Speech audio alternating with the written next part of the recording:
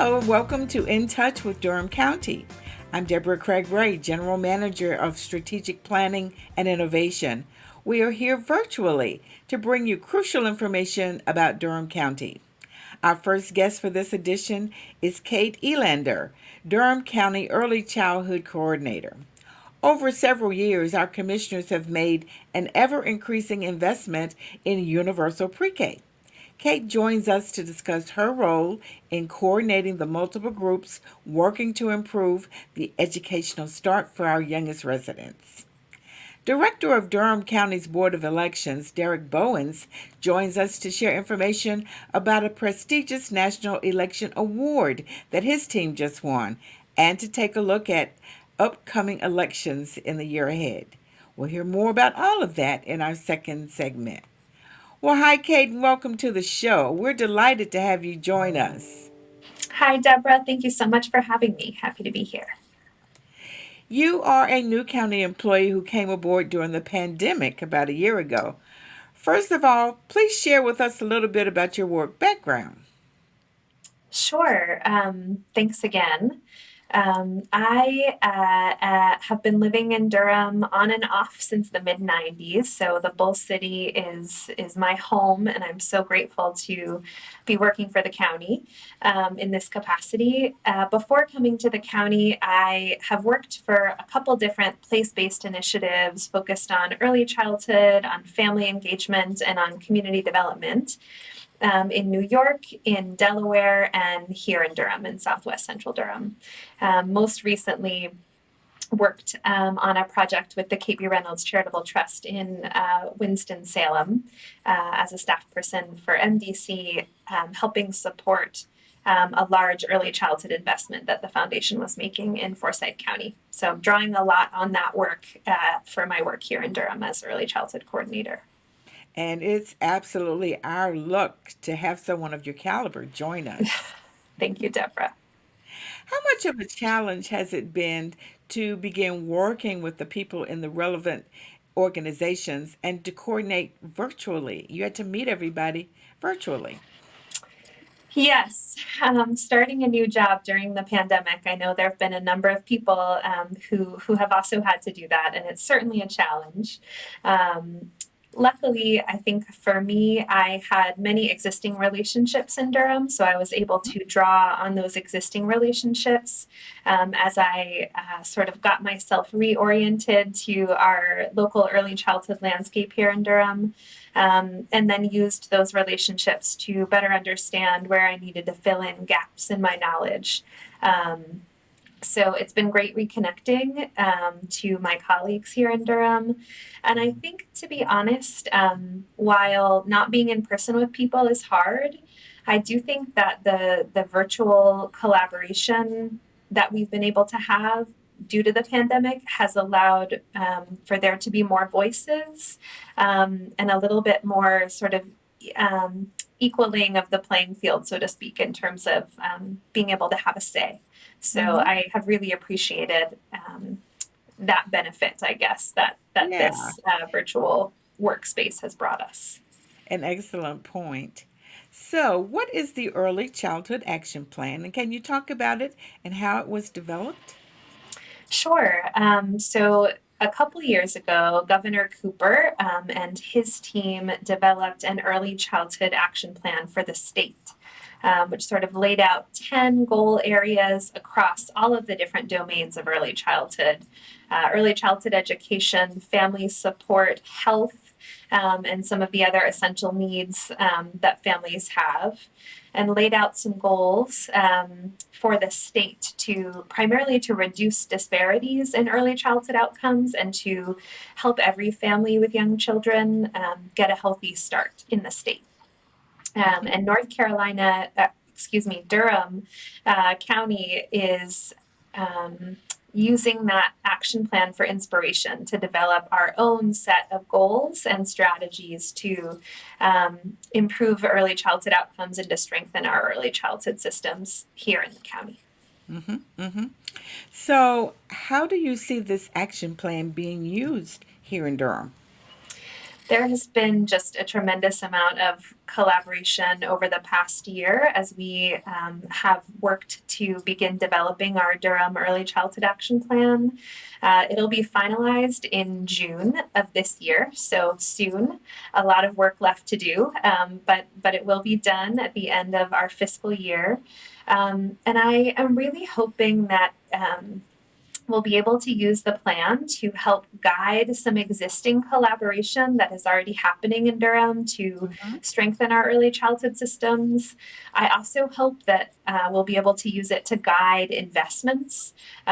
We hope to attract more investment into our early childhood systems here in Durham, and having this plan, which has been developed with a diverse array of stakeholders coming at the problems from many different points of view, will be able to help us put those dollars that we're able to attract here to Durham in the right place. Mm-hmm. Very good, very good. So, are there other things you've been working on in addition to the Early Childhood Action Plan? Yes.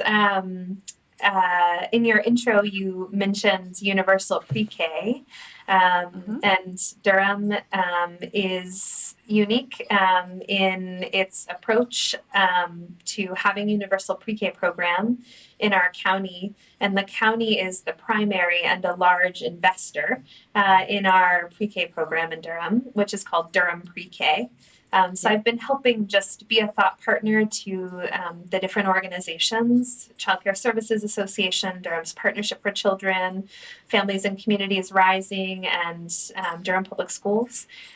Being a thought partner to those folks as they continue to strengthen and work to expand Durham Pre-K so that more children in our community can have access to high quality early childhood education. I've also worked with Book Harvest and Durham's Partnership for Children and Durham County Library to ensure that childcare centers and family childcare homes that stayed open during the pandemic have had access to books for the kids who are learning and growing in those early childhood settings. And finally, I've been able to develop some relationships with some people and some organizations working in the Black maternal health space, and have been working to help get those folks connected to our early childhood action plan and help ensure that their work is more well resourced to address our disparities in maternal and infant health in Durham. So those are a few of the other things I've been working on. Wonderful stakeholders that you're connecting with. Oh, thank you.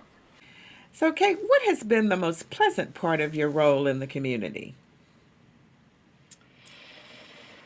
It's a great question. There has been a lot of pleasantness and joy that this role has brought to me, working, I think, during a difficult time for many in our community. I'm a parent of a 3.5-year-old boy, and I think being able to work as our early childhood coordinator in Durham, while I'm also deeply in an early childhood focused time in my life, has really been a joy because I'm able to draw not just on my previous work experience or content expertise, but also just drawing on the shared life experience that I have as a parent of a small child in Durham County right now. So it's there's some alignment between my personal life and my work life right now, which I find really enjoyable and I think has helped facilitate some more connection and understanding. So that's probably at this time kind of what has been most pleasant about this work. Yeah, that's really fantastic. So, could you share more about the goals that you have for this new position at Durham County? Absolutely. You mentioned the commissioners and others who've been working to increase early childhood investments here in Durham. And my position is really focused on two primary goals. The first is to strengthen internal alignment to the provision of early childhood programs and services, and also in the directing of different early childhood investments. So just making sure that different departments are communicating and taking shared approaches to our early childhood work in Durham, de-siloing, I guess. And the other primary goal is to strengthen county collaboration with the community efforts that are already ongoing in early childhood here in Durham County. So, there's one internally focused goal and one more externally focused goal. And I think I've been digging a little bit more into the community collaboration side just because of the early childhood action plan. But I'm also looking forward post pandemic when all of our county departments can get refocused on what they were doing before the pandemic to working a little bit more on that first goal too. Yeah. So at the end of the day, what does success look like for this vital work in our community?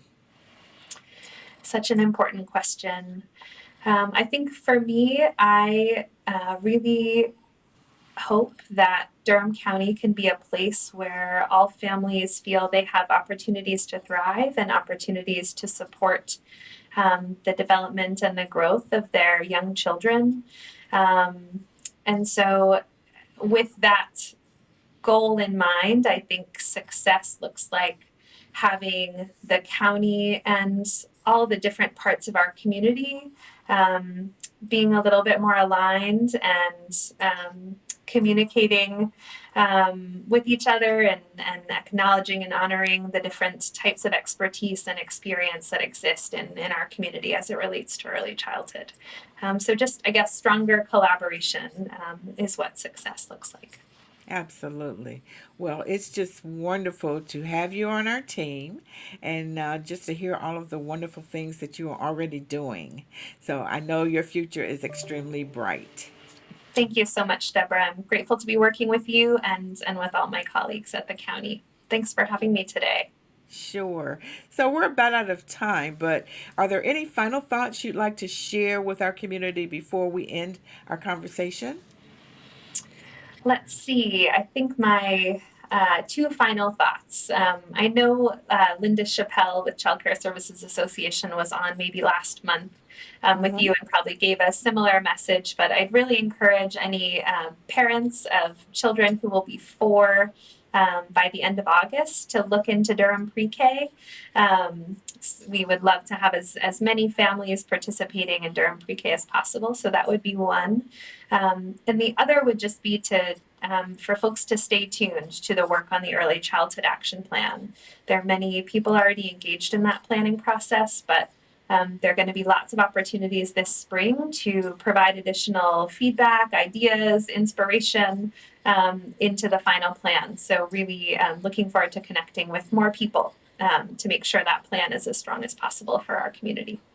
Fantastic. So how do people get in touch with you? You have a website or phone number? Yes, all of the Early Childhood Action Plan documents are on the Durham Children's Initiative website because they're the facilitating organization for that plan. So I would Mm-hmm. encourage folks to go to the Durham Children's Initiative website to find out more information on the Early Childhood Action Plan and to reach me in this work from home life. It's my cell phone number is best, which is 347-738-0694. Looking forward to talking with you. Absolutely. Well, we want to again thank you so much for what you're doing for Durham County, and we appreciate you joining us today. Thank you so much, Deborah. Yeah. It was a pleasure. We're going to take a quick break, and when we come back, you'll hear from Elections Director Derek Bowens. Don't move. We'll see you on the other side. As a coach and athlete, I know you guys follow us on the court. Please follow us off the court by taking the vaccine. If you have an opportunity to get the vaccine, please do it. Get in the game, get off the sidelines, and get vaccinated. It's paramount that we all be vaccinated so we can protect each other. I took it to protect others and hopefully live longer. We're gonna get through this thing. We gotta practice social distancing. We gotta wear our masks. You have a spot. You have a spot. Take your shot. Welcome back to More in Touch. We're pleased to be joined by our Elections Director, Derek Bowens. It's great to have you with us today, Derek. Yeah, glad to be here. Thanks so much for having me, Deborah. First question: have you recovered from last year's election period? We're still working to recover. It was quite a historic election. We're starting to work on enhancing some processes. So yeah, it's we're recovering pretty well. Well, I'll just say you and your team did a phenomenal job managing our major elections process, and our community is really grateful. Right. Thank you. Glad to be here. Yeah. So apparently, word of your innovative efforts traveled far. Please tell us about the recognition program offered by the United States Election Assistance Program for Innovation in Election Administration. Yeah, so each year the U.S. Election Assistance Commission they put out a call for submissions for what they call Cleary Awards for various categories of activity in elections administration, from precinct official recruitment and retention to outstanding innovation. We actually submitted three: one for the I Voted sticker, one for our precinct poll count app, and then of course one for our coordination with city county GIS on the wait time tracker tool. And we were selected out of 137 submissions that the agency received nationwide as one of the outstanding innovators for the election administration category in a small jurisdiction. I think we're bigger than small, but of course, when you compare nationwide, we're probably relatively small. But we won in the category for the wait time tool, which was extremely exciting and a great honor for Durham. Yeah, so tell us about the voting wait time application. And it was in the outstanding innovation category, correct? It was, yes. So we began working on this. We actually started it back in 2018. We rolled out a kind of a version that wasn't as enhanced as the one we rolled out for the 2020 general election. Mm-hmm. But we were working with City County GIS, specifically Kelly Doss, who's our analyst with the city, and we were looking at tools that Esri, which is a company that powers ArcGIS online, had available for elections administration, and one of those tools was a wait time tool. So we took that, we added our own features, for instance, how to find the nearest bus stop near you, added our own imagery of our one-stop sites, customized some of our wait time features, and built a process for our precinct officials to record wait times by distributing cards to voters in line. And then when those voters came inside, they would start the timer when the voter got the card. When the voter got inside, they would stop the timer.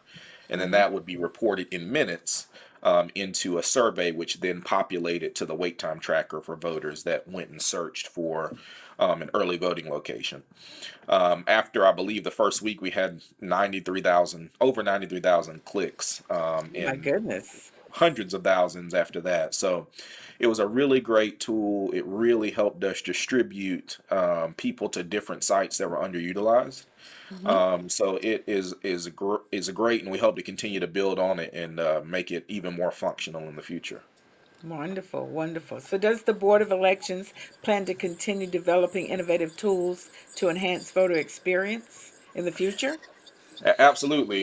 We want to continue to work with Kelly and our GIS department to see what tools are out there for us to package in a way that works for Durham and Durham County's residents. We also are looking at those types of things internally. One thing we also implemented the last election that didn't get as much attention because it was internal was our incident management tool, Mm-hmm. where we're able to use a mobile app to respond to tickets quickly from sites from rovers that are deployed out in the field. So there's a lot of things we want to continue to do to innovate elections administration, both internal and external, and we look forward to continuing to build upon what we've put in place so far here. Very good. Now, 2020 was a challenging year for elections. We had this little thing called a pandemic. So, how were you able to train hundreds of precinct officials while ensuring their safety during the period? Well, I'll tell you, it was a challenge. We went from 100% of our trainings being in person to essentially 100% of our trainings being online in a matter of months. So we had to pull together really quickly to develop a plan to go to online learning. So we ended up working with finance to procure a system called Talent LMS, which is an online hosting tool for online learning. We used a software called Prezi to build several live presentations, and then we incorporated into the LMS. And we did essentially 100% deployment of online learning very quickly. And we found that it was a lot more desired for our election officials in terms of the flexibility than the in-person trainings, and a lot easier for us both financially and logistically. So we were able to do it, and it was quite the success for it being our first time really venturing in that area of training. So I would imagine with that success, you probably plan to continue to use that. We do. We plan to enhance it and really try to make our training 100% online if we can. That is the goal this year. We're moving to a system called Articulate, which will allow us to build interactivity into our training modules. So we are very excited about moving to 100%. With one positive thing for us in elections that's come out of the pandemic is thinking about ways we can do more in a online environment, as opposed to having to do everything in person. So it's definitely opened up our eyes in terms of efficiencies and innovation in a sense, and how we can streamline our processes to better meet the needs of our officials. And of course, that's real important to our values here at Durham County. Absolutely. Yeah. So we know that elections occur annually. So what election events can we look forward to in 2021? Well, it's kind of up in the air right now. As you know, in Durham County, we have typically an October primary, in odd numbered years, and then a November general election for our Durham City Council. We also have Raleigh elections, town of Chapel Hill elections, and also the town of Morrisville.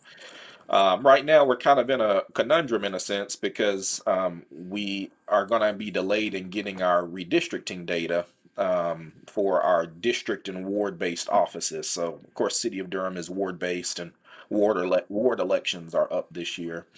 And then, of course, City of Raleigh is district as well. I believe Morrisville is also district-based. So we need to have that data in order to assess current district boundaries in terms of population distributions amongst those boundaries, and it's particularly important for candidate filing because in many of these instances you have to be a registered voter of the ward or district to file. So it looks like we're not going to get data in not even close enough time to consider, for municipalities to consider that data for adjustments to their boundaries.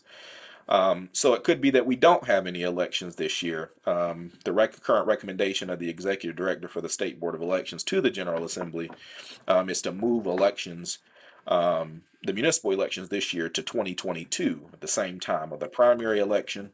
And then, of course, the regular election in our instance would be the date of the second primary. So working through a lot of things, waiting to hear from the General Assembly as to what would be the next steps. But we're hopeful either way. We'll have an election either way, whether it's this year or next year. But just waiting for more information at this point. Yeah, because it's very critical. The results from the census drives Yes, all of this. absolutely, absolutely, absolutely. So, can you talk about Board of Elections plans for replacing outdated Americans with Disabilities Act voting equipment? Sure. So we have been, the Durham County has provided us funding for quite some time to replace voting equipment. We initiated the first phase of that in around 2018, where we rolled out what's called the DS200s, which replaced the M100s, which Durham had since around 2006, 2007. So we did that initial rollout. Now we're at a position where we want to replace what we call the auto marks, which are our Americans for Disability Act compliant machines, touchscreen machines, that assist voters with disabilities, whether it be hearing, visual, and so forth. We've also had those for quite some time, coming up on around 15 years. So we are working to replace that equipment with funding that the county has provided, and also additional funding made available to us through Help America Vote Act grant funding. So we have gone through the process of seeing demonstrations actually this week, and on this upcoming Thursday, the 18th, we'll be doing a simulation for a new possible replacement system called the Express Vote, through Election Systems and Software, which is the same vendor we have the DS200s through, to see if we can go about making that replacement ahead of our next election, so that we have updated modern equipment in all of our polling places. Well, that will be fantastic, to get a new set of equipment that works well for our voters. Yes, absolutely. Yeah. So we're about out of time, but where can citizens get more information about Durham County elections? Certainly, our website at www.decovotes.com. It's a clearinghouse for all the information you need about elections. You can also call our office at 919-560-0700, or email us at elections@dconc.gov, and we'll be happy to help in any way we can. Well, again, we just want to thank you so much for you and your staff's phenomenal work. And as always, it's great to talk with you, and I feel like we always get the latest information. So thank you so much. Thank you as well, Deborah. Always a pleasure to speak with you. Okay. Well, that wraps up today's show. Thank you so much for joining us. We'll see you next time on In Touch with Durham County. Cheers.